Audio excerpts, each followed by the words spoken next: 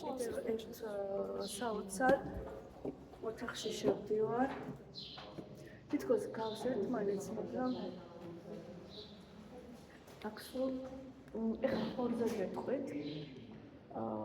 ჰათჰორის მეუღლეზე ხორი ითვლება, რომ არის პირველი მეფე, ფარაონების ფარველი და პირველი მეფე, ერთდროულად ღმერთიც და მეფეც და თვითონ სახელი ჰათჰორი ნიშნავს ჰორის სახლს.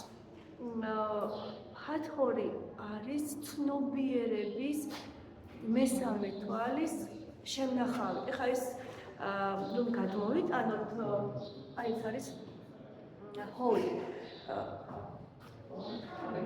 მსოფლმხედველობრივად ეს არის ყველა ქალის საბოლოო ალქიმიური ფუნქცია მამაკაცისთვის იყოს ნამდვილი ქალი, ნამდვილი საკუთარ ქალღმერთს პოულობს, საკუთარ ჰათჰორს პოულობს მამაკაცი, ის აუცილებლად ჰორის მდგომარეობაში უნდა იყოს და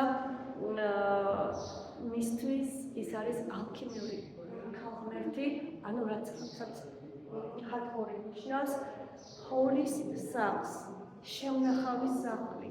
ყველა ქალი მამაკაცისთვის უნდა იყოს შემნახავი სახლი, ტრანსფორმაციის სახლი. და აი ჰათჰორის და ჰორის კავშირი სწორედ ამას განასახიერებს.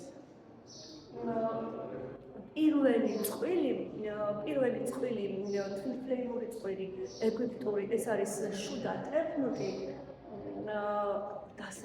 გზის დასაწყისში, მაგრამ გზის ბოლოს ეს არის უკვე ჰათჰორი და ჰორი ტრანსფორმაციის უმაღლეს გამოვლინებაში, ცნობიერების უმაღლეს გამოვლინებაში.